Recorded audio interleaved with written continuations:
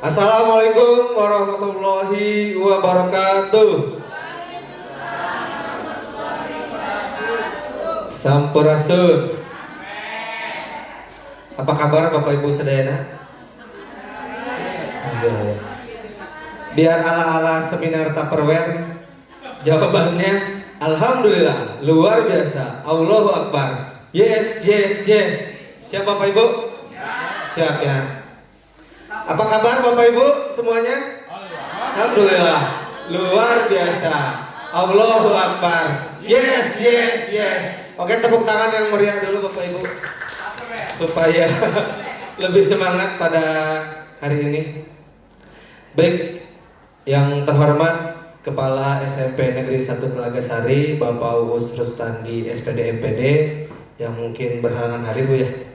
Yang kami hormati Bapak Ibu Guru beserta staf tata usaha, dan yang kami hormati juga Bu Nani yang hari ini akan melaksanakan diseminasi budaya positif aksi nyata, yaitu untuk tugas modul 1.4 dalam rangka mengikuti calon guru penggerak angkatan 6 Kabupaten Karawang. Pertama dan paling utama, tentunya marilah kita panjatkan puja dan puji syukur kita, karena pada hari ini, tepatnya hari Selasa, tanggal 8 November 2022, yang bertempat di ruang guru SMP Negeri 1 Telagasari, alhamdulillah kita dapat berkumpul bersama untuk sama-sama mengikuti kegiatan yang insya Allah bermanfaat ini. Salawat seri salam tentunya semoga selalu tercurah limpahkan kepada junjungan kita semua, Habibana wa Nabiyana Muhammad Sallallahu Alaihi Wasallam. Baik Bapak Ibu, untuk kelancaran dan keberkahan acara kita pada hari ini, mari bersama-sama kita membaca surah Al-Fatihah. Fi barokati umul Quran, Al-Fatihah.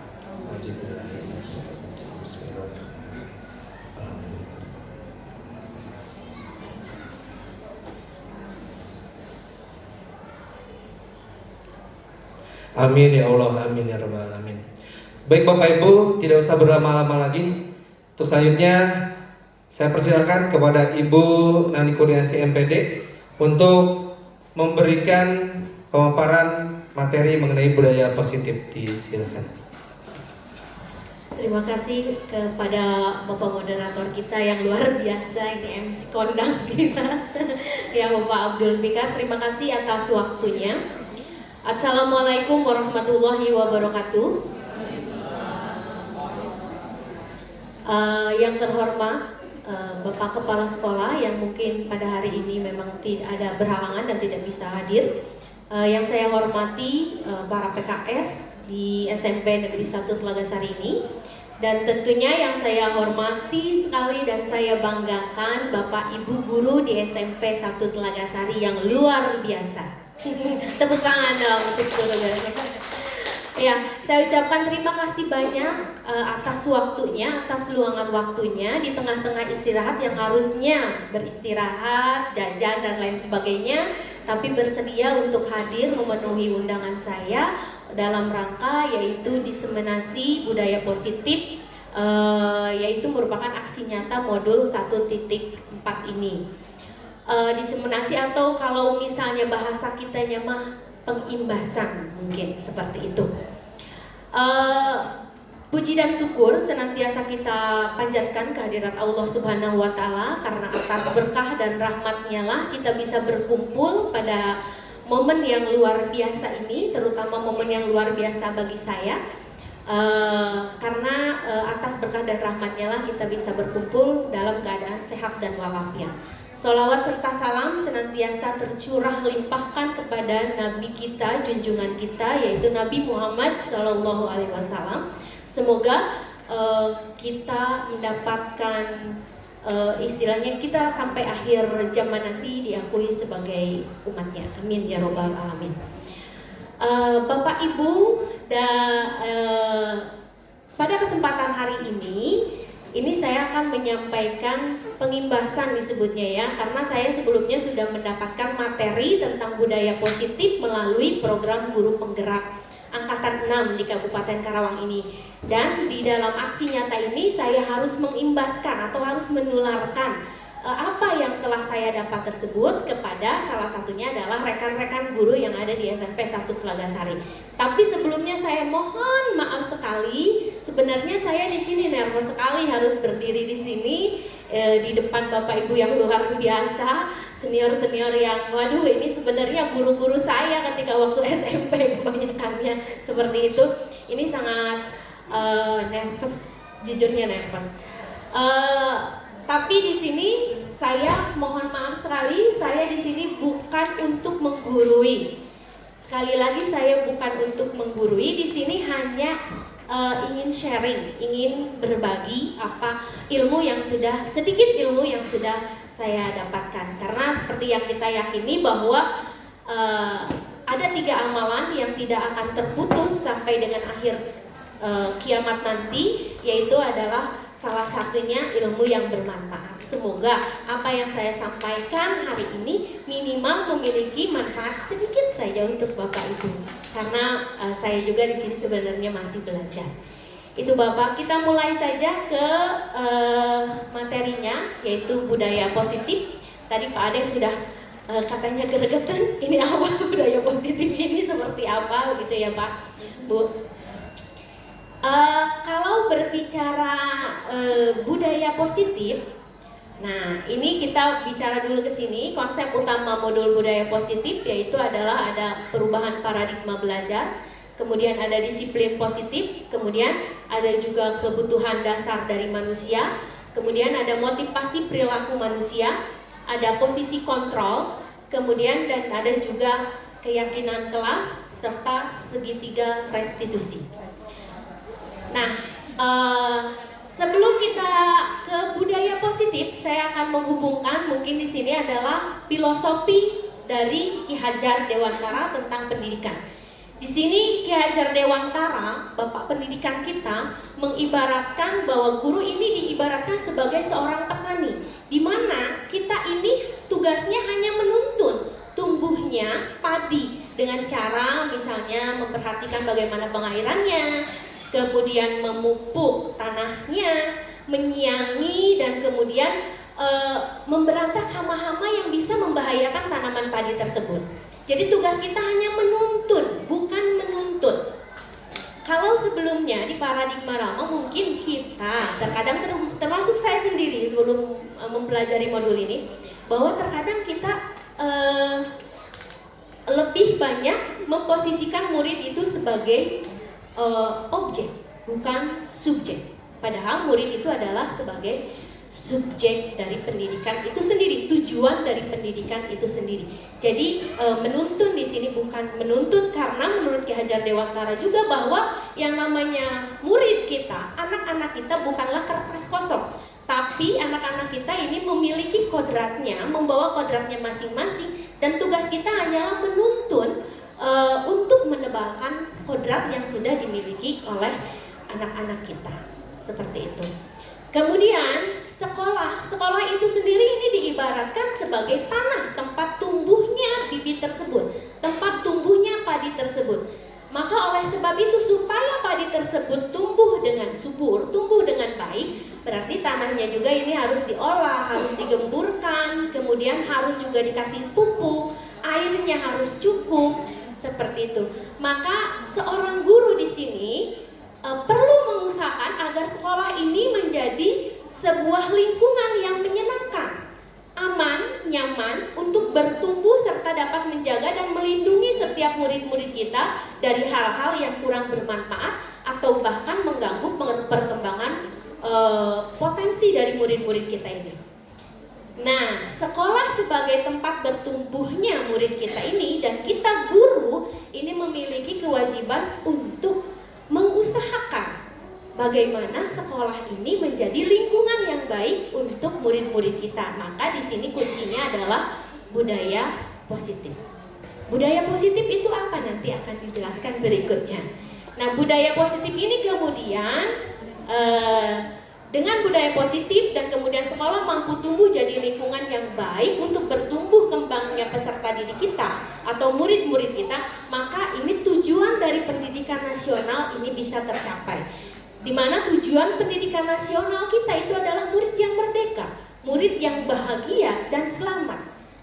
Ingat Bapak Ibu, seseorang itu bisa mengembangkan potensinya jika keadaan mentalitas orang tersebut itu dalam keadaan bahagia. Begitu pula dengan Bapak Ibu. Bapak Ibu bisa bekerja dengan maksimal itu ketika dalam kondisi kita bahagia, bukan seperti itu Pak, Bu?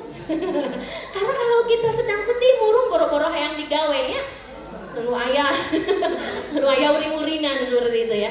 Nah, tujuan dari pendidikan itu adalah terciptanya murid kita yang bahagia dan selamat tentunya. Dimana seperti yang kita ketahui bahwa tujuan akhir kita tentunya adalah selamat dunia, selamat akhirat. Di dunia kita bisa selamat, mendapatkan mungkin kalaupun misalnya tujuannya kan nanti misalnya kalau bekerja karena pekerjaannya itu membawa berkah dan lain sebagainya sehingga bisa selamat dunia dan akhirat. Itu saja hubungan budaya positif dengan filosofi pemikiran dari Ki Hajar Dewantara. Selanjutnya, nah seperti yang sudah tadi saya jelaskan bahwa tanggung jawab seorang guru adalah bagaimana menciptakan satu lingkungan positif yang terdiri dari warga sekolah yang saling mendukung, kemudian saling belajar satu sama lain seperti yang kita lakukan sekarang ini. Saya belajar dan kita juga sama-sama belajar.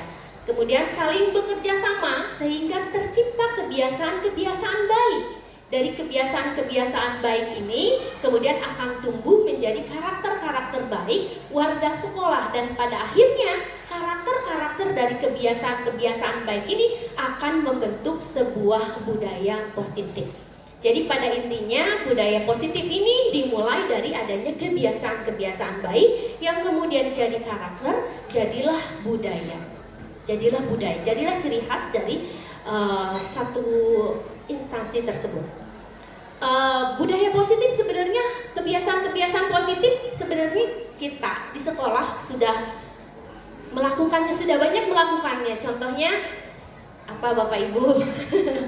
Contohnya ada sambut siswa yang luar biasa sekali. Setiap pagi kita menyambutnya dengan senyum, sapa, salam dan lain sebagainya sehingga siswa datang itu merasa disambut, merasa bahagia begitu ya.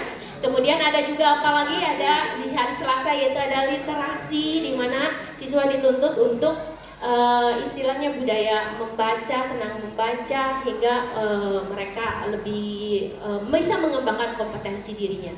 Kemudian di hari Rabu ada juga senam kesegaran jasmani karena memang di dalam tubuh yang sehat di situ ada jiwa yang kuat. Kebahagiaan itu tidak muncul kalau kita tidak sehat, betul? Ya, kita bisa bahagia kalau kita sehat gitu. Kemudian hari Kamis yaitu ada aktualisasi pramuka. Kemudian di hari Jumat itu ada program Jumroh atau Jumat Rohani, dan hari Sabtu kita libur. Hari Sabtu pembiasaannya di rumah masak, nyuci dan lain sebagainya.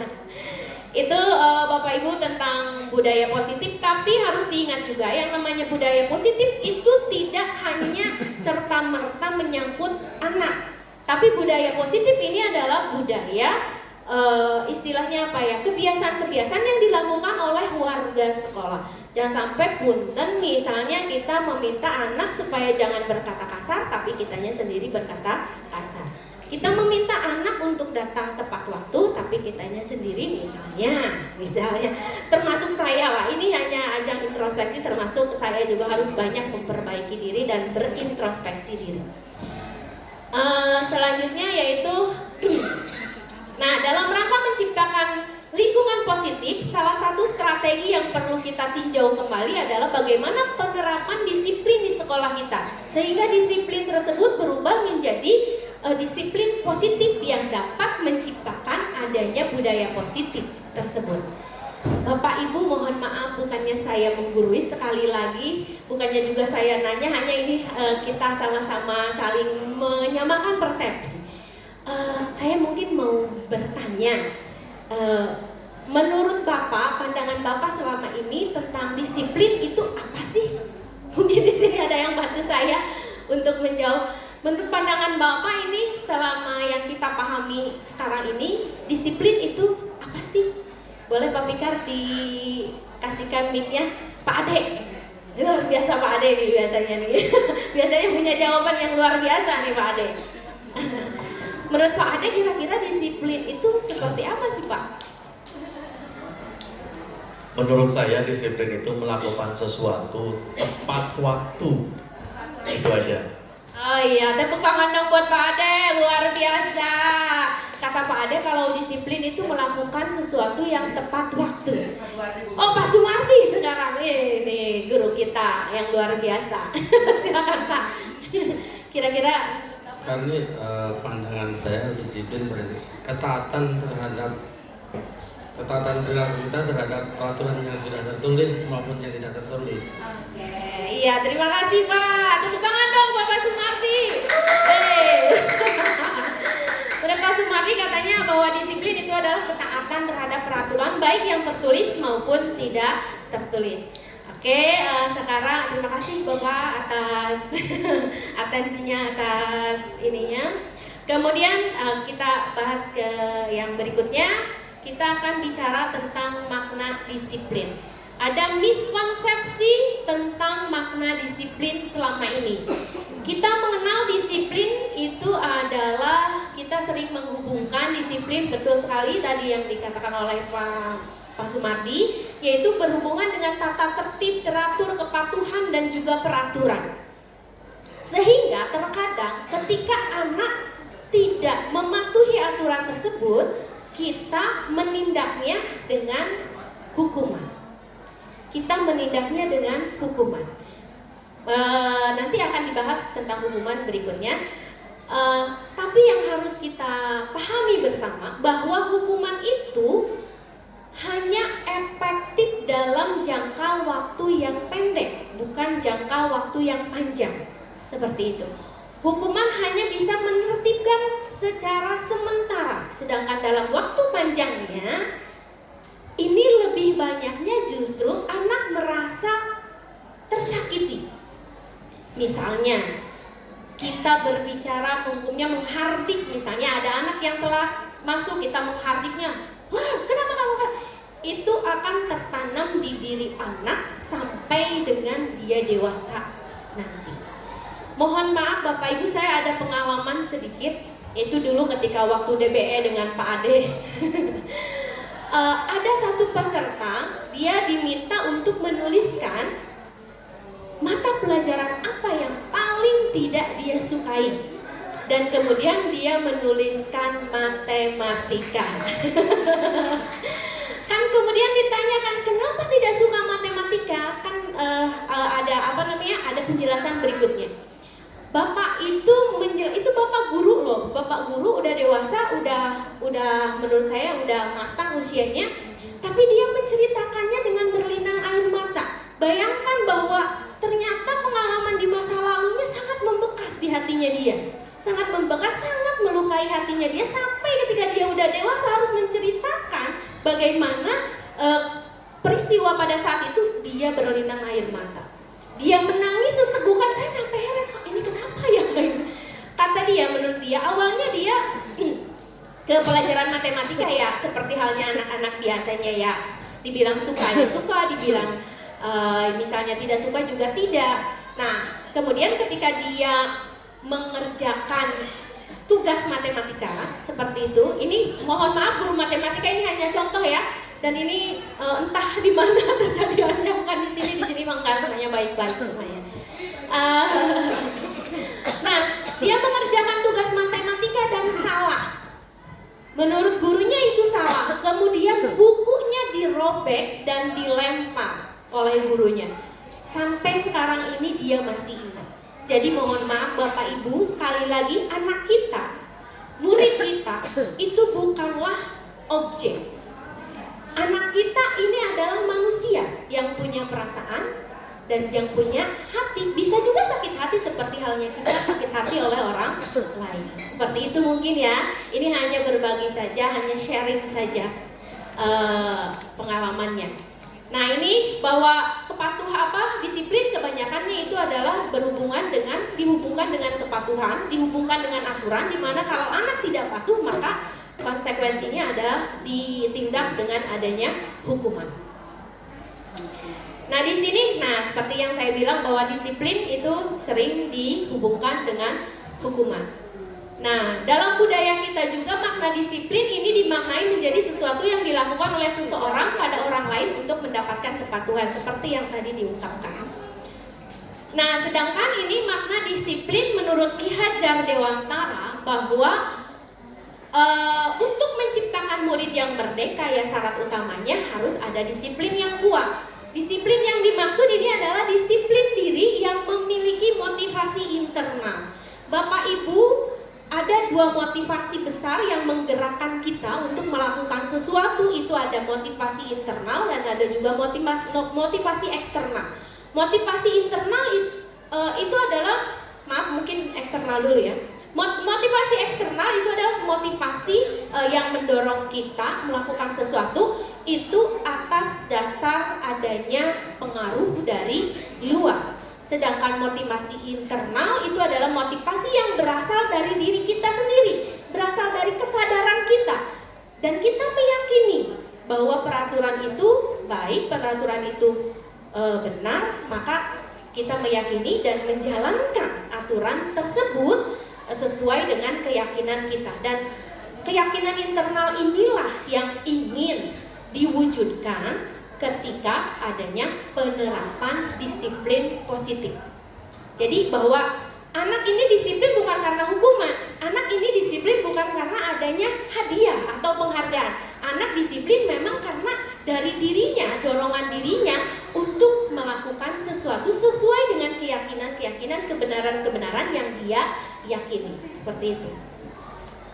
Untuk motivasi nanti akan dibahas selanjutnya. Dan ini menurut Dian Gosen, menurut seorang psikolog, dia menyatakan bahwa disiplin diri adalah proses mempelajari bagaimana cara kita mengontrol diri dan bagaimana menguasai diri untuk memilih tindakan mengacu pada nilai-nilai yang kita hargai. Seperti yang saya tadi sebutkan bahwa disiplin itu adalah bentuk kontrol diri kita, bentuk kesadaran diri kita untuk melakukan sesuatu sesuai dengan nilai-nilai yang kita hargai benar. Misalnya Bapak Ibu mohon maaf, kita mengetahui dalam aturan berkendara bermotor. Kalau kita berkendara motor, itu aturannya gimana Bapak Ibu? Harus pakai apa tuh? Oke. Harus pakai helm. Biasanya itu helm dipakai untuk apa sih Pak, Bu? Melindungi keamanan. Oke, untuk melindungi kepala kita sehingga untuk keselamatan diri. Luar biasa sekali. Nah, siapapun mengakui itu kan bahwa helm itu adalah untuk keselamatan diri. Mau itu yang beragama Kristen misalnya, mau itu yang beragama Buddha, mau itu yang beragama Islam, mau itu yang suku A, suku B, suku C mengakui bahwa helm itu adalah untuk keselamatan diri kita. Gitu. Nah, tapi kenapa ya di kita, di orang Indonesia, khususnya di Karawang, di Tahagasari, kok pakai helm itu biasanya kalau ada apa tuh? Pakai helm itu kalau ada polisi saja, sedangkan kalau biasanya pakai helm enggak. Oh itu Bu, orang mah pakai helm we, abdi mah pakai helm we, alhamdulillah. Ya, berarti kalau misalnya pakai helmnya hanya ada polisi saja, motivasi yang muncul itu adalah motivasi eksternal. Karena apa? Karena takut adanya hukuman, sian ditilang. Makanya pakai helm, mun aya polisi. Tapi kalau misalnya ada Bapak Ibu yang di sini sudah tumbuh motivasi internal bahwa pakai helm itu adalah untuk keselamatan diri, berarti itu sangat luar biasa sekali. Dan mudah-mudahan Bapak Ibu di sini ini sudah memiliki motivasi internal semuanya. Tepuk tangan untuk Bapak Ibu di sini. Luar biasa. Ya, ini di mana makna disiplin ya Pak. Kemudian kita lanjut. Iwan, oh ya. Nah, tadi seperti saya uraikan bahwa disiplin di sini, disiplin yang dimaksud adalah disiplin positif, artinya bahwa perbuatan yang memang mengarah ke arah yang positif. Sebagai pendidik bahwa kita harus menyadari tujuan kita adalah menciptakan anak-anak yang memiliki disiplin diri sehingga mereka bisa berperilaku dengan mengacu pada nilai-nilai kebajikan universal. dan memiliki motivasi intrinsik, bukan ekstrinsik. Jadi motivasi yang ada dalam diri kita, tumbuh dari diri kita, bukan dari faktor luar. Nah kemudian, sedangkan disiplin positif ini adalah salah satu cara penerapan disiplin yang bertujuan untuk menumbuhkan kesadaran serta memberdayakan anak untuk melakukan sesuatu tanpa sogokan, tanpa ancaman maupun hukuman. Jadi memang anak di sini benar-benar menyadari bahwa aturan yang dibuat itu adalah demi keselamatannya mereka, sehingga mereka dengan kesadaran dirinya muncul untuk mematuhi aturan tersebut. Nah, kemudian selanjutnya yaitu, tadi kita sudah bahas bahwa disiplin diri itu adalah salah satu bentuk kontrol diri kita untuk mematuhi aturan-aturan atau kebajikan-kebajikan universal yang kita anggap baik. Nah, nilai kebajikan universal ini berarti nilai-nilai kebajikan yang disepakati bersama, lepas dari suku bangsa, agama, bahasa maupun latar belakangnya. Nilai-nilai ini merupakan payung besar dan sikap dan perilaku kita, atau nilai-nilai ini merupakan pondasi kita berperilaku. Nilai-nilai kebajikan adalah sifat positif manusia yang merupakan tujuan mulia yang dicapai setiap individu. Kalau di IPS ini dikenal ada nilai, ada norma. Nilai ini adalah payung dari norma. Istilah nilai ini adalah payung dari aturan-aturan yang ada. Misalnya seperti ini. Kita misalnya mencuri. Menurut kita mencuri itu baik apa perbuatan buruk? Kita menyepakati, bahkan semua agama menyepakati, semua ras menyepakati, semua suku bangsa menyepakati bahwa yang namanya mencuri itu adalah perilaku yang tidak baik. Maka itu yang disebut nilai, seperti itu. Jadi nilai itu adalah sesuatu yang disepakati bersama, lintas ras, lintas agama, dan lain segalanya, bahwa semuanya menyepakati bahwa itu adalah baik, bahwa itu adalah buruk. Itu adalah nilai. Selanjutnya, dalam pendidikan, apalagi misalnya dalam kurikulum Merdeka ini, kita menyepakati bahwa nilai kebajikan universal yang ingin dicapai oleh kita, oleh murid-murid kita, itu adalah profil pelajar Pancasila. Bapak Ibu sudah tahu tentunya apa saja isi dari profil pelajar Pancasila. Terhatam lah ya. Ada lagunya, Pak Pikar mau melakukan? Oke, boleh. Pak Pikar mau nyanyi tentang pelajar Pancasila. Tepuk tangan dong. Biasanya kalau dinyanyikan jadi lebih mudah untuk mengingatnya. Nah, jadi profilnya dihilangin Bapak Ibu. Jadi pelajar Pancasila beriman dan bertakwa pada Tuhan yang Esa dan berakhlak mulia, berkebinekaan global, gotong royong mandiri, kreatif dan bernalar kritis. Ayo bareng-bareng. Bareng-bareng ya Bapak Ibu. 1, 2, 3. Pelajar Pancasila beriman dan bertakwa pada Tuhan yang Esa dan berakhlak mulia, berkebinekaan global, gotong royong mandiri, kreatif dan bernalar kritis. Oke, tepuk tangan yang meriah Bapak Ibu. Terima kasih. Luar biasa sekali Pak Pikar. Terima kasih, suara merdunya. Pak Pikar sudah tidak diragukan lagi ya. Apalagi nyanyi profil pelajar Pancasila. Oke, mulai rada fresh ya dengan nyanyian Pak Pikar ya. Jadi tidak terlalu boring gitu ya. Oke, lanjut Bapak Ibu. Selanjutnya, ini adalah motivasi perilaku manusia, bahwa ada beberapa motivasi, mau tidak mau apa yang kita lakukan kita pasti memiliki tujuan, atau apa yang kita lakukan itu pasti kita memiliki dorongan. Dari mana dorongannya tersebut, atau memiliki motivasi. Nah, motivasi tersebut tadi sudah saya jelaskan bahwa ada 2 motivasi besar, yaitu ada motivasi intrinsik dan ada motivasi ekstrinsik. Nah, di sini motivasi itu sendiri ini adalah merupakan dorongan yang timbul dari dalam diri seseorang secara sadar maupun tidak sadar untuk melakukan suatu tindakan dengan tujuan tertentu. Di mana motivasi yang pertama itu adalah biasanya kita untuk menghindari ketidaknyamanan atau hukuman. Seperti yang sudah tadi saya contohkan bahwa ketika kita memakai helm, kebanyakan dari kita motivasinya masih memotivasi ekstrinsik, di mana supaya tidak ditilang, supaya tidak dihukum.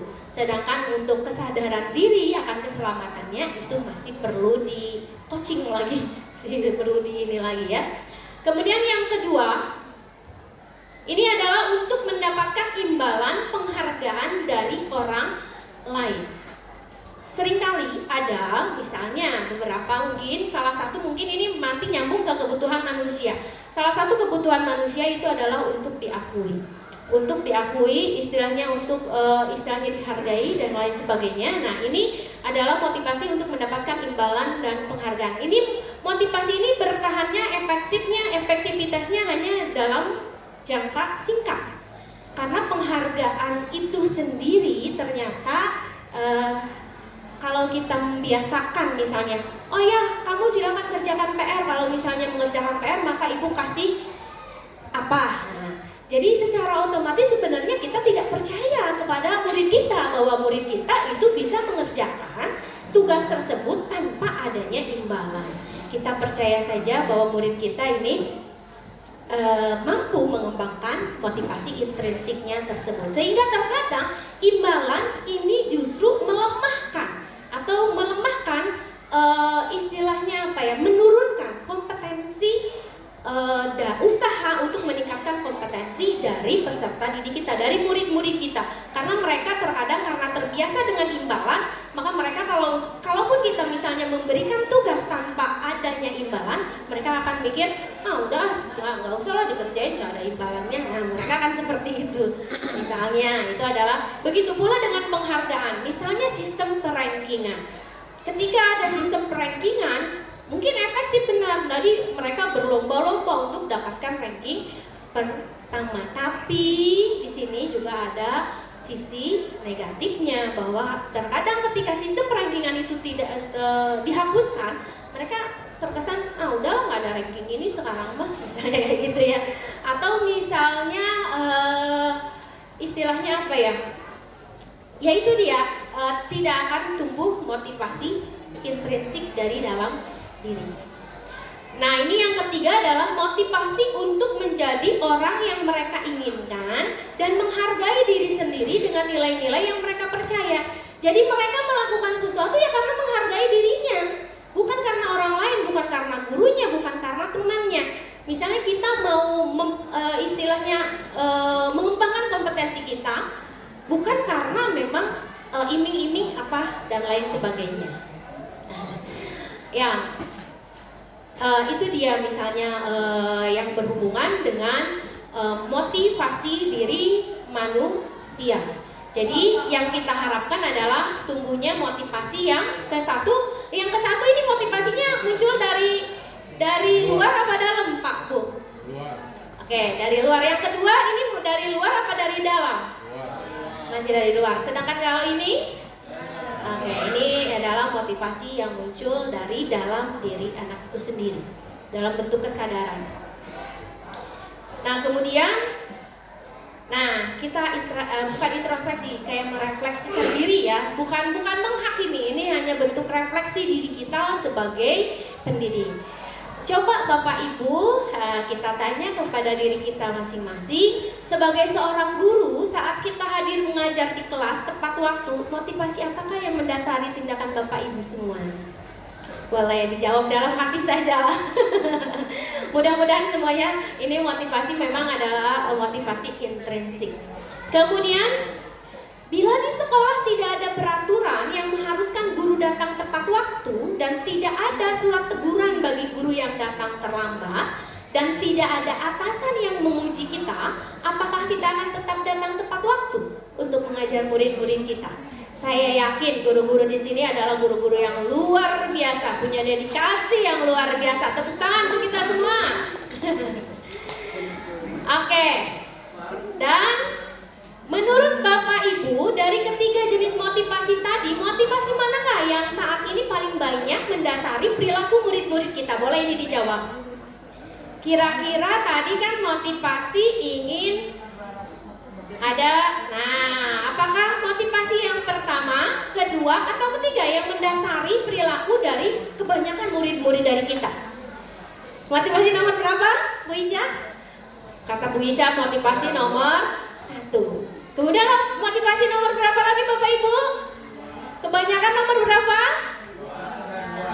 Kebanyakannya adalah 1 dan 2. Nah, PR kita ini bagaimana menumbuhkan motivasi intrinsik dari murid-murid kita sehingga tanpa ada hukuman, tanpa ada aturan, mereka tetap melakukan atau menjalankan aturan sesuai dengan kesepakatan atau keyakinan, baik keyakinan kelas maupun keyakinan sekolah.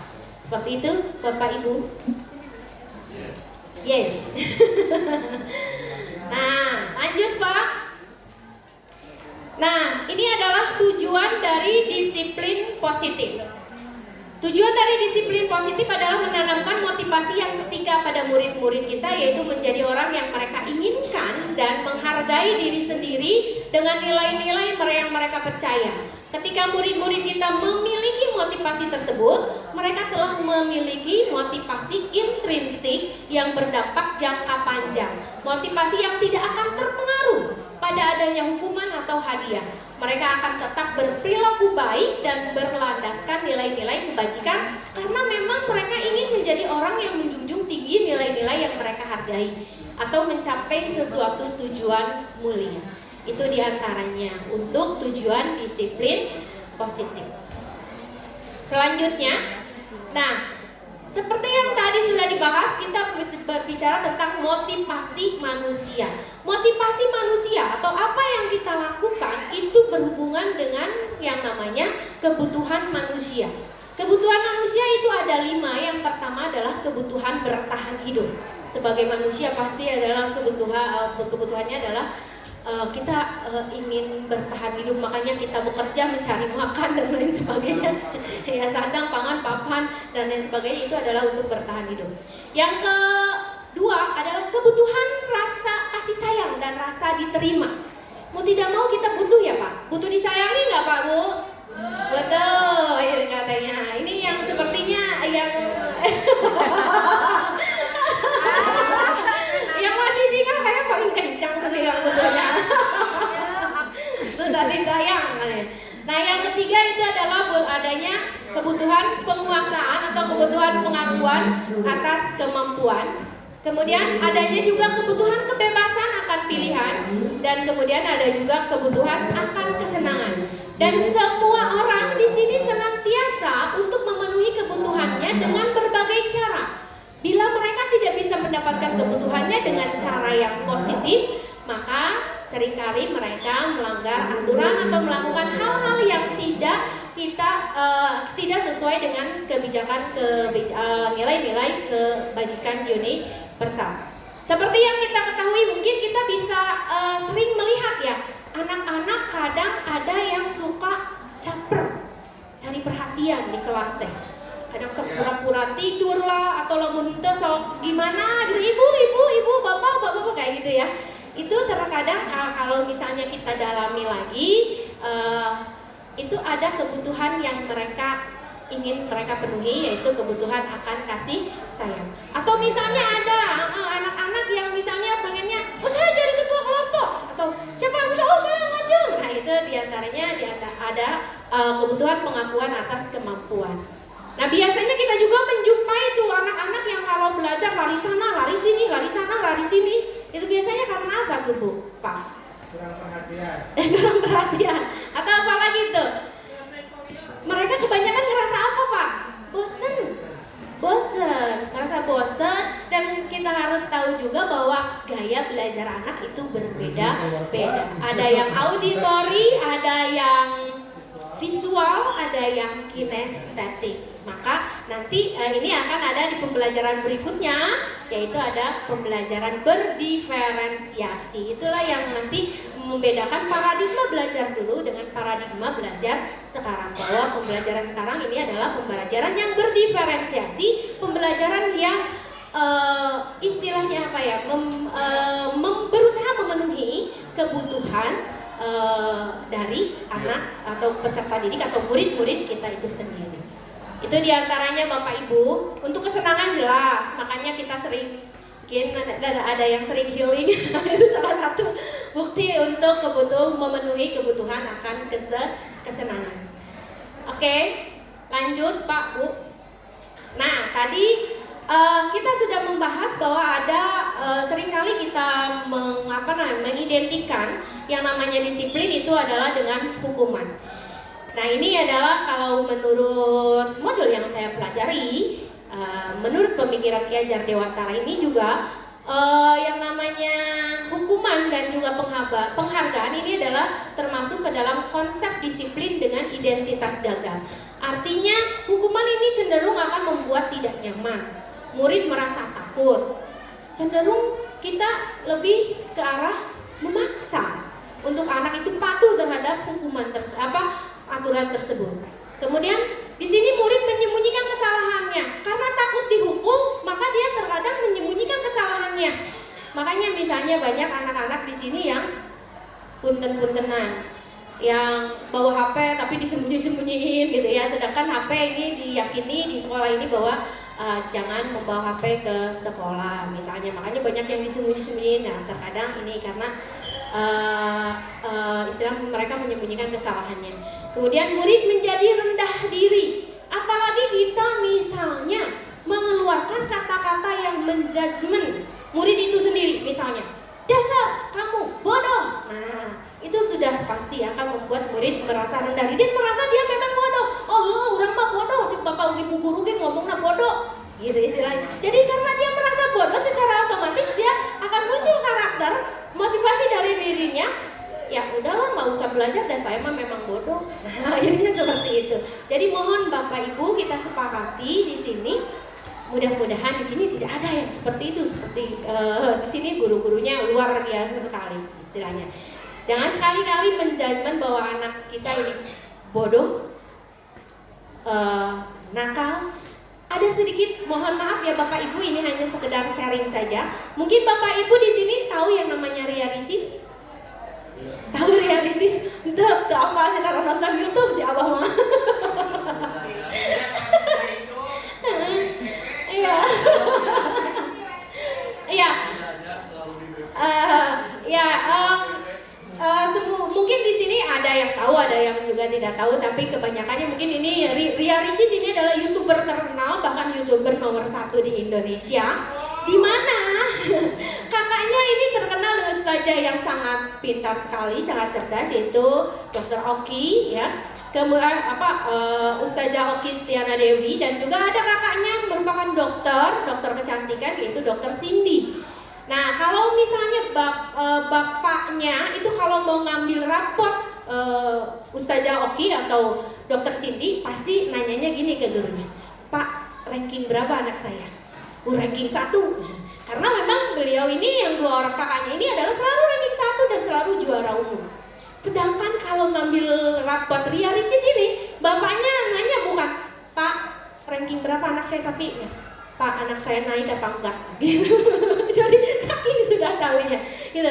Jadi kalau pembelajaran dia itu hanya satu nilai yang nilainya sempurna, bahkan 100 di rapot itu adalah nilai kesenian, nilai seninya. Sedangkan nilai matematika dan lain semuanya merah.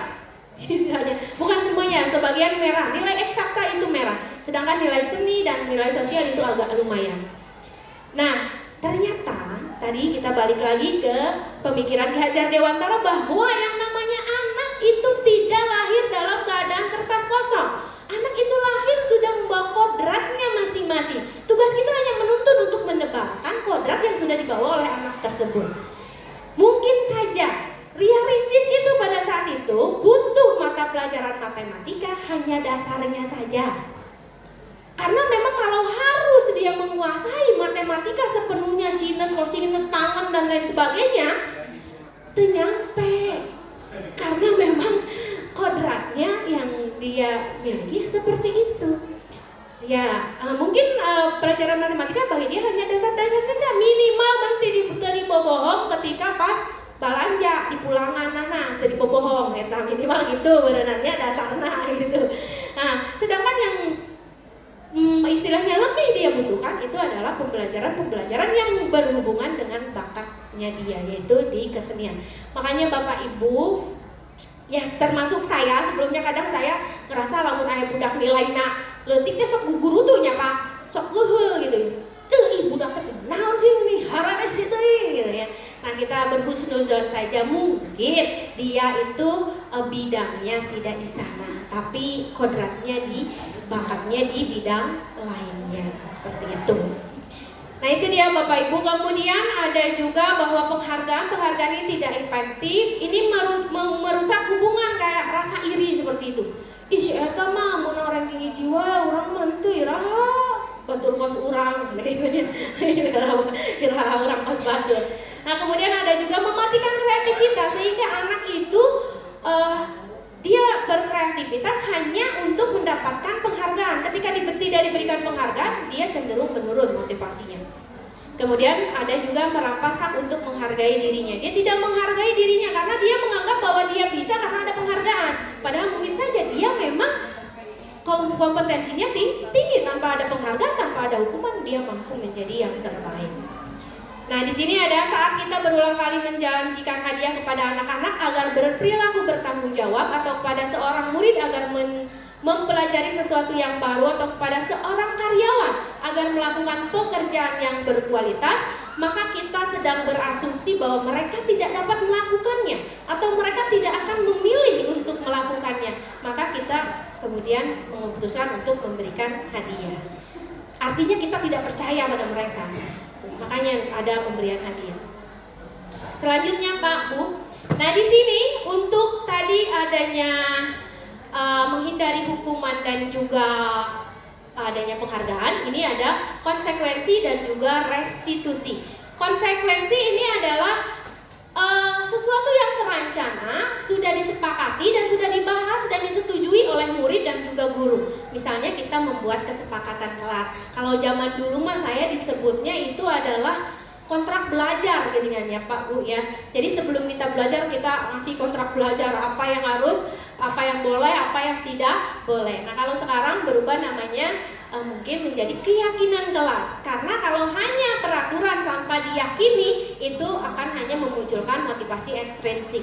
Sedangkan di sini kalau keyakinan itu adalah peraturan yang memang diyakini dan akan dijalankan oleh anak. Kemudian ada restitusi. Restitusi adalah proses menciptakan kondisi bagi murid untuk memperbaiki kesalahan mereka, sehingga mereka bisa kembali pada kelompok mereka dengan karakter yang lebih kuat. Jadi kita di sini dalam restitusi itu tidak menjudgment. Misalnya gini, terkadang ada anak yang terlambat sekolah. Wah, mana mah terlambat udah langsung dihardik. Padahal mungkin saja mereka itu terlambat karena harus membantu orang tuanya dulu, bapaknya dulu berdagang karena ibunya sakit dan lain sebagainya. Nah, dalam restitusi ini adalah kita menangani anak dengan cara mencari tahu dulu akar permasalahan kenapa anak tersebut melakukan pelanggaran seperti itu. Oke, lanjut. Nah, di sini konsekuensi dan restitusi. Restitusi di sini murid bertanggung jawab atas perilakunya, fokus pada pemecahan masalah, murid menghormati dirinya. Ada juga teori kontrol, jadi dirinya memegang kontrol dirinya untuk melakukan sesuatu yang dia yakini benar. Kemudian murid bersemangat dan memperbaiki masalah. Jadi bukan jadi malahan rendah diri. Nah, ini misalnya murid sering tidak mengerjakan PR, guru menghukum murid tersebut biasanya berdiri di depan kelas. Mudah-mudahan di sini mah tidak ada, udah nggak ada ya. Kemudian guru marah pada murid, jadinya murid takut. Kemudian kalau konsekuensi ini, guru memberikan konsekuensi dan ini memberikan kesempatan murid untuk mengerjakan PR-nya. Mohon maaf Bapak Ibu, saya minta waktu sekitar 10 menitan lagi ya Pak ya. Kemudian restitusi menanyakan keyakinan dan lain sebagainya. Nah kalau ini ada permainan cobalah buka, nanti ini karena waktunya sudah ini mungkin ini akan dipraktekkan pada kesempatan berikutnya ya. Oke.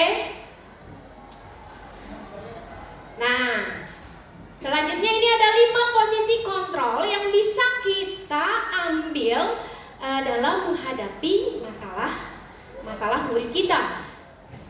Mudah-mudahan jangan di sini ya. Nah ini ada yang pertama adalah posisi penghukum. Misalnya patuhi peraturan sekolah, berdiri di depan kelas kalau tidak mematuhi aturan sekolah, itu adalah penghukum. Kemudian ada juga membuat rasa bersalah. Nah ini biasanya banyak yang tanpa sadar dilakukan oleh kita. Misalnya berapa kali sih ibu harus kasih tahu ke kamu nggak kasihan apa ke ibu, misalnya kayak gitu ya. Itu membuat anak merasa bersalah, merasa oh iya ya saya udah melakukan. Nah akhirnya anak jadi rendah diri seperti itu. Nah ini tanpa sadar kadang kita ini banyak melakukan ini, termasuk saya tentunya. Ini ada posisi pemantau. Posisi pemantau ini adalah misalnya contohnya adalah coba yang tertib dong kali ini ibu bantu ya, tapi lain kali yang tertib. Nah ini oh maaf ini salah, mohon maaf saya salah ngetik. Harusnya ini adalah posisi teman ke sini. Harusnya teman ini posisi teman. Kemudian nah ini posisi teman, ininya yang salah nih, harusnya ke sini. Ini posisi pemantau, misal kamu sudah melanggar aturan, kamu tak tahu kan konsekuensinya apa. Nah itu pemantau. Jadi memantau anak bahwa anak ini melanggar atau tidak, hanya dalam posisi memantau. Kemudian ini posisi yang paling tinggi dan seharusnya kita lakukan sebagai pendidik, yaitu posisi manajer, di mana kita tadi mengambil posisi bahwa tidak langsung menghukum anak, tapi kita mengetahui dulu akar permasalahannya seperti apa, baru kita melakukan tindakan apa yang sesuai untuk kesalahan anak tersebut. Misalnya di sini ada apakah kamu tahu apa kesalahan kamu, kira-kira bagaimana kamu akan memperbaiki kesalahan tersebut. Jadi fokus kepada solusi, bukan fokus kepada masalah itu sendiri. Seperti itu. Nah, ini adalah posisi manajer. Manajer adalah posisi di mana guru berbuat sesuatu bersama dengan murid, mempersilahkan murid mempertanggungjawabkan perilakunya, kemudian mendukung murid agar dapat menemukan solusi atas permasalahannya sendiri. Seorang manajer telah memiliki keterampilan di posisi teman maupun pemantau, dan dengan demikian bisa jadi sewaktu-waktu tertentu kembali kepada kedua posisi tersebut jika diperlukan. Jadi posisi manajer itu berada di atas teman ataupun pemantau. Seperti itu Bapak Ibu. Nah, kemudian ini kegiatan saya kemarin mencoba untuk mempraktekkannya, yaitu membuat keyakinan kelas di kelas 7C. Yang pertama yaitu saya mendiskusikan peraturan kelas tersebut. Peraturan tersebut apa saja, apa yang baik, apa yang buruk, dan bagaimana kelas impian dari mereka itu apa. Kalau mereka memimpikan misalnya kelas yang bersih, maka mereka harus berbuat apa. Kemudian dituangkan dalam keyakinan kelas. Kemudian di sini murid menuliskan keyakinan kelas, dan kemudian di sini murid menempelkan keyakinan kelas tersebut di kertas yang sudah disediakan, dan ini guru mengevaluasi keyakinan-keyakinan kelas yang sudah ditulis oleh murid. Bisa saja mereka itu menuliskan keyakinan kelas yang sama. Misalnya yang satu menuliskan tentang kebersihan, yang satu menuliskan tentang piket. Itu bisa digabung menjadi satu. Itu diantaranya. Dan untuk mengatasi masalah dengan murid, untuk mengatasi masalah dengan murid ini salah satunya bisa ditangani dengan cara segitiga restitusi, di mana langkah pertama itu adalah menstabilkan identitas.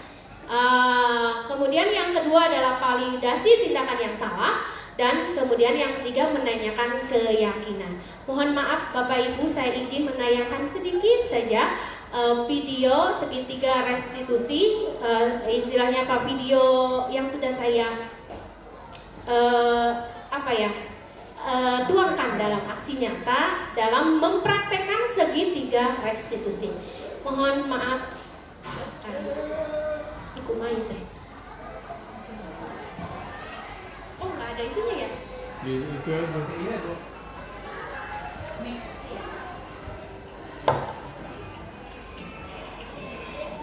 Di mana?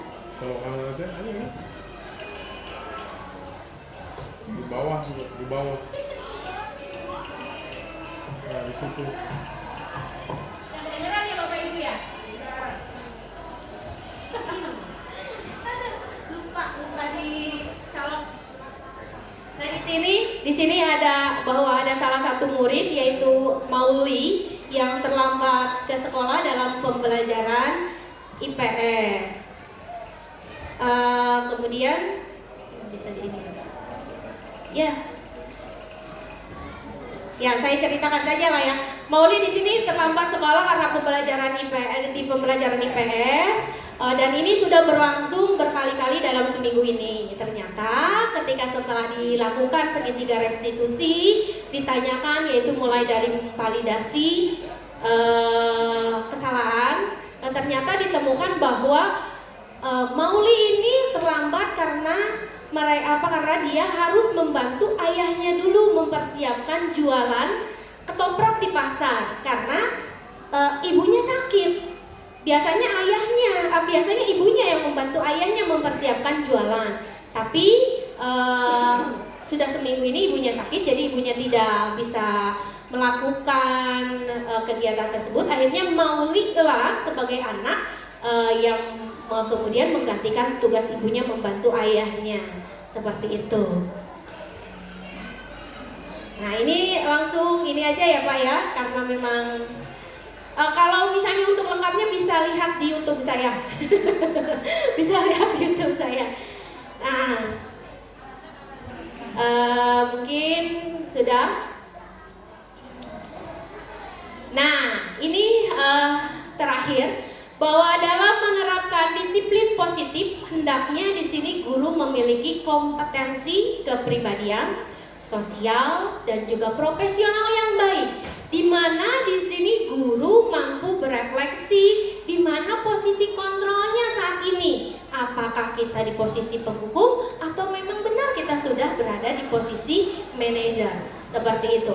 Kemudian bagaimana perjalanan dirinya sebagai seorang among, di mana di sini seorang among, seorang penuntut ini diposisikan pada posisi manajer yang menuntun murid-murid menjadi insan yang merdeka, mandiri, dan bertanggung jawab sesuai dengan tujuan dari pendidikan nasional, pendidikan Indonesia.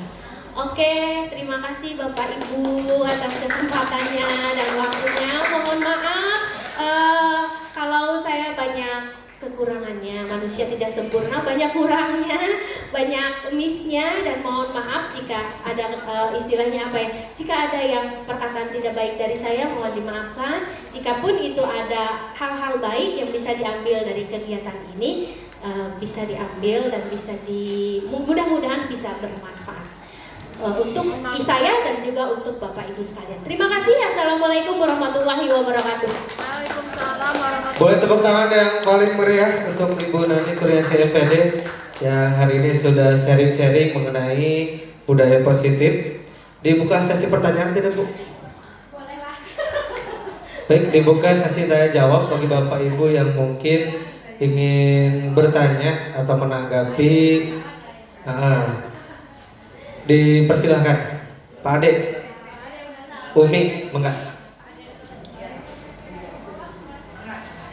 Terima kasih yang diberikan waktunya untuk saya. Saya menanggapi tentang apa yang disampaikan oleh Bu Nani ini, budaya positif. Sehingga dari judul saya udah gregetan ya. Budaya itu adalah perilaku manusia yang positif yang didukung oleh orang banyak. Ini budaya positif gitu. Jadi lebih positif, luar biasa. Dan kemudian dari awal Bu Nani mengutarakan sampai akhir itu, kemudian timbul yang diharapkan adalah motivasi dari dalam dirinya, dari dalam murid diri siswa, saya kira lebih sangat hebat sekali. Ini adalah suatu teori dan penelitian para ahli. Tapi kita harus garis bawahi, ya. Saya alhamdulillah Bu Nani tanpa pamrih sudah mengisi menjadi instruktur lah. Dan saya dulu juga sama, bisa keliling Jawa Barat sampai ngajar ke Sumatera. Itu yang diharapkan adalah awalnya mindset. Jadi perubahan dari dalam diri guru, ya. Kemudian setelah ada perubahan, ingat, guru itu, siswa itu adalah imitasi. Apa yang dilakukan oleh Bapak Ibu guru itu akan ditiru oleh siswa. Contoh di sini saya terus terang aja. Ada Bapak guru yang pakai peci dan samping kain. Kemudian ada juga siswa yang hampir setiap hari Jumat masuk kelas saya itu pakai peci dan samping alias kain. Saya tidak menyinggung anak itu, biarkan aja dulu. Nanti pas pembelajaran saya versi mana yang saya bisa himbaukan pada dia bahwa ini adalah lingkungan sekolah, ya, yang formal. Jadi ke kelas itu tidak pakai peci dan tidak pakai samping gitu ya. Kalau peci masih dimaafkan gitu. Nah, itu hati-hati Bapak Ibu. Kemudian tadi berharap tidak ada karena ada motivasi eksternal. Tapi saya sering melakukannya motivasi eksternal juga gitu ya. Artinya untuk memotivasi siswa untuk belajar, maka diberi stimulan dan reward. Stimulannya kadang-kadang kalau saya ingat lagi nggak bawa apa-apa, siapa yang bisa jawab ini? Kemudian ada siswa yang menjawab, kasih Rp5.000 gitu ya. Itu contoh stimulan, ya. Kemudian selanjutnya saya kasih pertanyaan lagi, banyak yang mau menjawab. Nah, ada juga kemudian jangan sampai siswa itu tadi karena motivasi, kemudian ada punishment. Jadi siswa yang tidak mengerjakan itu diberi hukuman, punishment. Hanya di sini dengan adanya ramah anak, ya saya ganti. Tadinya yang tidak mengerjakan keluar, gitu. Itu punishment itu perlu juga. Tapi yang diharapkan, yang disampaikan oleh Bu Nani, jangan seperti itu. Jadi kita dengan kelembutan, Bu, ini apa yang diberikan oleh Bu Nani, ini belum ada satu negara pun yang ideal menentukan seperti ini. Walaupun Finlandia yang hebat, ya. Pendidikannya yang hebat, pengajarannya yang luar biasa. Jadi guru itu lebih susah daripada menjadi pegawai lain di Finlandia itu. Nah, apalagi di lebih orang susah. Ya, kemudian mereka tetap aja ada punishment. Tapi punishmentnya di sana lembut. Karena apa? Satu kelas itu adalah 3 orang guru. Bisa tadi bisa sebagai teman, bisa sebagai manajer dari 3 orang guru itu. Jadi saya harapkan Bapak Ibu nanti teorinya udah sama Bu Nani diutarakan. Coba kita mindsetnya yang kita rubah. Jangan ortodok terus, ya. Kita jangan ortodok terus. Teori-teori pembelajaran Bapak Ibu yang udah dapat dari kuliahan itu dipakai. Ternyata itu akan nyambung seperti Bu Nani tadi ya. Itu jadi motivasi siswa. Jadi kalau kita ortodok, ya siswa juga males gitu. Apalagi sekarang guru telat, siswa lebih telat. Sumpah, guru telat, siswa lebih telat. Ya, akhirnya saya duluan aja. Siswanya baru masuk. Tapi saya maaf, jangan suka ingat ke Pak Fikar, jangan keras-keras. Ya udah masuk aja. Yang penting kalian mengikuti pelajaran saya gitu. Barangkali itu pengajuannya dan saya hanya masukan saja buat Bu Nani. Terima kasih Bu Nani yang sudah menyampaikan begitu hebatnya. Luar biasa, tepuk tangan untuk Bu Nani. Terima kasih Pak Ade atas tanggapannya yang luar biasa sekali. Ini senior saya, bahkan guru saya saya ketika saya SMP dan juga SMA. Beliau guru saya luar biasa sekali dan sekarang menjadi rekan kerja bareng lagi ya Pak ya. Oke, betul sekali apa yang tadi diucapkan oleh Pak Ade bahwa memang yang pertama dan paling utama itu adalah mindset, perubahan mindset. Sebagus apapun teori, sebagus apapun kebijakan atau ya kebijakan yang ingin diterapkan, kalau mindsetnya kita tidak mau berubah ya tidak akan berubah. Bapak Ibu harus ketahui bahwa anak itu membawa kodratnya tadi salah satunya adalah kodrat alam dan kodrat zaman. Bahkan di dalam agama Islam pun disebutkan bahwa didiklah anak-anakmu sesuai dengan zamannya karena mereka hidup bukan pada zamanmu tapi zamannya mereka. Seperti itu. Jadi memang kita harus istilahnya apa ya, menyesuaikan dengan kodrat zaman mereka. Apalagi sekarang Pak Bu, mereka itu kalau dulu kita untuk mendapatkan informasi hanya melalui buku ya Pak. Bukunya pun harus dibeli mahal deh. Jadi hanya rese dengan informasi teh. Anak-anak sekarang udah tinggal ada di tangan mereka, klik seperti itu. Apalagi cuma ngomong halo Google gitu, terus keluar reta informasi. Seperti itu, mereka mudah sekali mendapatkan informasi sehingga daya kritis mereka pun itu luar biasa sekarang ini, ya. Atau bahkan kita kadang saya juga sebagai orang tua nih kalau anak saya tidak ngapalkan kan zaman orang mah mengapalkan teh kudu maca bukunya Pak adenya. Jadi misalnya menuka tempo ngapalkan itu membuka buku. Kadang saya suka ngarang ke anak saya, kamu kenapa sih asik banget ngapalkan anak? Padahal mereka itu belajar lewat TikTok, ada lewat YouTube, lewat Google dan lain sebagainya gitu. Informasi-informasi mereka ini informasi-informasi bisa didapatkan dengan mudahnya oleh mereka saat ini.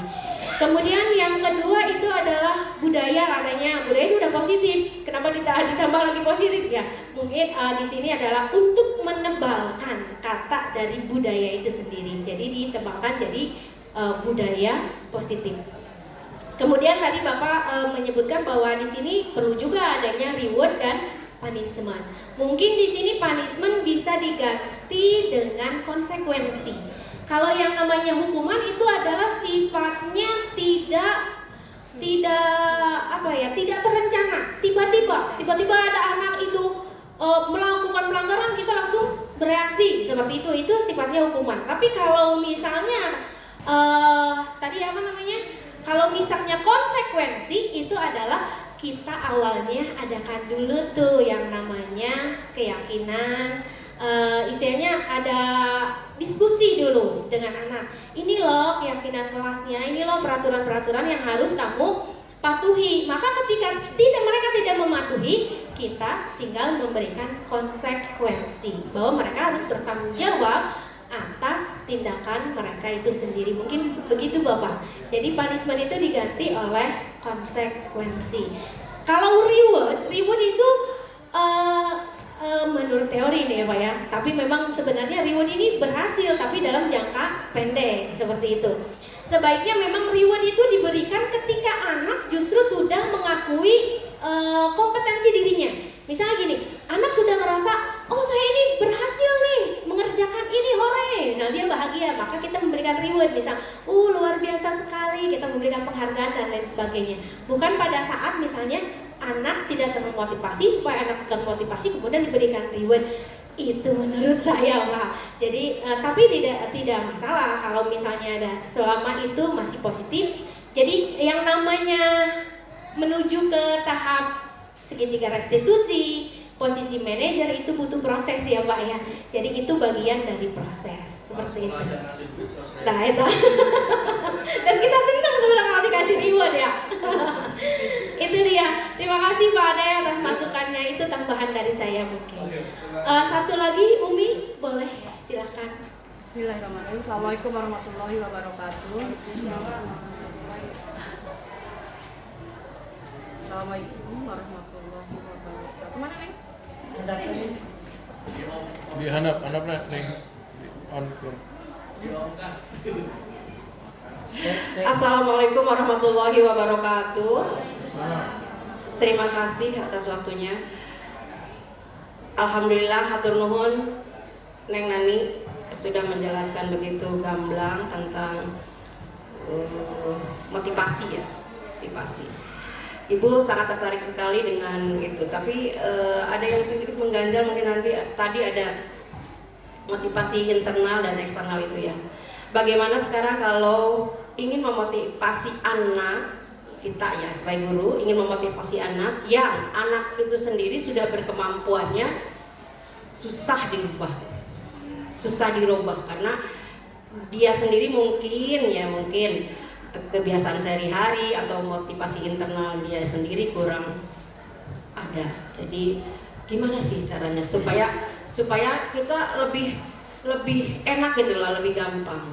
Kalau dalam agama kan katanya kalau kita berhati kasar terhadap mereka kan mereka akan menjauh dari kita. Maka ajaklah mereka untuk berkata yang baik, bermusyawarah, baru kita masuk ke dalamnya untuk memberikan pelajaran.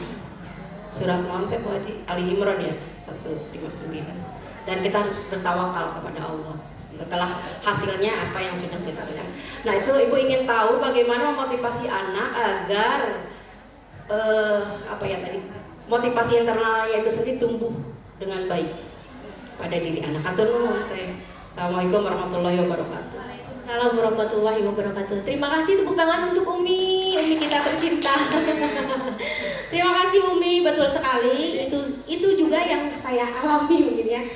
Kita sebagai guru sering mengalami itu bahwa kok ini sudah digimanain ini anak tetap aja gitu ya. Susah amat sih untuk berubahnya, susah amat sih untuk dimotivasinya seperti itu. Seperti yang tadi saya jelaskan bahwa kita harus dulu sebelum istilahnya apa ya, sebelum mengambil tindakan kita harus tahu dulu akar permasalahannya. Bahwa tadi saya sudah jelaskan bahwa kebutuhan manusia itu ada 5. Nah di mana nih kebutuhan apa yang mereka belum dapatkan pada diri mereka itu. Maka kita kemudian di dalam segitiga restitusi itu ada yang namanya pertama itu istilahnya mohon maaf, saya balik lagi sini ya. Ini salah. Ya, misalnya di sini ada segitiga restitusi Umi, bisa ada menstabilkan identitas. Kemudian kita melakukan hal terbaik untuk mereka. Kemudian validasi tindakan yang salah, bahwa kita kayak mengungkapkan ke mereka ketika mereka melakukan kesalahan atau tidak termotivasi, kita tidak serta-merta menjadi mereka dasar mereka bodoh gitu. Dasar mereka malas pisan tidak berubah, tapi kita validasi tindakannya bahwa yang namanya kesalahan itu adalah sifat manusia. Semua manusia itu pernah berbuat salah, tapi manusia yang baik itu adalah manusia yang belajar dari kesalahannya, sehingga mereka akan merasa lebih dihargai, merasa lebih diraih, dan kemudian mereka akan lebih terbuka kepada kita. Bukan malah jadi takut, malah jadi merangkak. Biasanya budak kamu harus ditunjuk-tunjuk, lain mah ngaku, lain mah berubah, malah merangkak sieun ayah gitu, malah ceurik ujung-ujungnya seperti itu. Nah mungkin yang terakhir adalah menanyakan keyakinan. Kita kembali lagi keyakinan kelas atau keyakinan sekolah yang sudah disepakati bersama-sama. Atau dalam hal ini mungkin Umi motivasi ya Umi ya, motivasi. Nah bisa juga ini menumbuhkan motivasi ini dan melalui segitiga restitusi. Kita menanyakan kenapa sih anak ini kok kayaknya kurang termotivasi banget, diem banget, susah untuk diajak berubahnya. Nah dari sana mungkin dari dialog antara kita dengan murid kita tahu kebutuhan mana yang dominan yang ingin mereka penuhi. Nah, kita berusaha untuk memenuhi kebutuhan yang tidak terpenuhi oleh mereka tersebut supaya mereka tidak mengambil jalan yang salah untuk memenuhi kebutuhan tersebut. Itu saja Umi mungkin, tapi ini by the process. Tapi memang ini pertanyaan Umi ini sangat luar biasa dan memang banyak kita hadapi sehari-hari ya Umi ya. Kadang kita juga suka menjek Sunda geus beak dengkak gitu ya, kieu salah gitu gitu. Tapi jika kita sudah beak dengkak mah untuk suami istri atau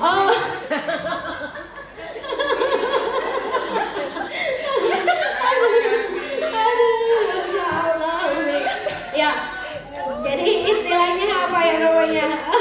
Ada Yang penting kita sebagai guru yang baik, kita sudah mengusahakannya dengan baik. Jikapun usaha kita saat ini masih belum membuahkan hasil, insya Allah usaha yang kita lakukan itu, apa yang kita lakukan itu terekam oleh memori murid kita. Mungkin tidak sekarang berubahnya, mungkin nanti, insya Allah. Amin.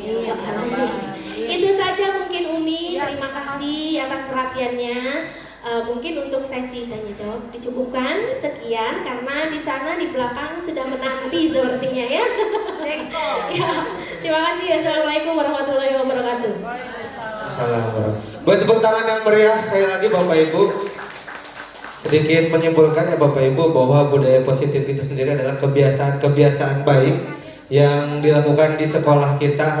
Sekolah kita sudah sering melakukannya, mungkin tinggal ditingkatkan. Dan tentunya ini akan menjadi karakter dan budaya yang semoga bisa terus berlanjut. Dan selain itu tadi kata Bu Nani juga, guru itu diibaratkan petani, bahwa kita hanya dapat menuntut tumbuh kembangnya tanaman tersebut. Tanaman padi tidak akan jadi cabai ibaratnya kan. Bagaimana caranya kita membuat padi yang kualitas baik? Ya dengan apa? Dengan memupuknya, dengan tadi kita memperhatikan kualitas tanahnya dan lain-lain. Terus kita juga tentunya harus berusaha untuk menimbulkan motivasi intrinsik dari dalam anak sendiri, supaya anak itu punya kesadaran bukan melakukan sesuatu karena takut dihukum atau karena iming-iming atau segala macam, tapi memang paling baik itu dari kesadaran dirinya sendiri. Mungkin itu saja ya Bu Dani. Terima kasih untuk perhatian dari Bapak Ibu semua. Semoga apa yang kita diskusikan, kita sharingkan pada pagi hari menjelang siang ini dapat bermanfaat baik untuk Bu Nani sebagai yang memberikan materi dan kita semua. Untuk itu, wassalamualaikum warahmatullahi wabarakatuh. Bapak Ibu, mangga diaturanan kanggo menikmati jamuan serta hidangan anutos disayogikeun dalam rangka alhamdulillah abdi sareng rencangan total 6 orang CPNS alhamdulillah atos nampi SKPNS. Jadi 100%. Nyuhun ke doana supados ieu jadi kaberkahan kanggo abdi sadayana. Atur nuhun. Mudah-mudahan betah, Pak. Bu, matikan tuh. Matikan tuh.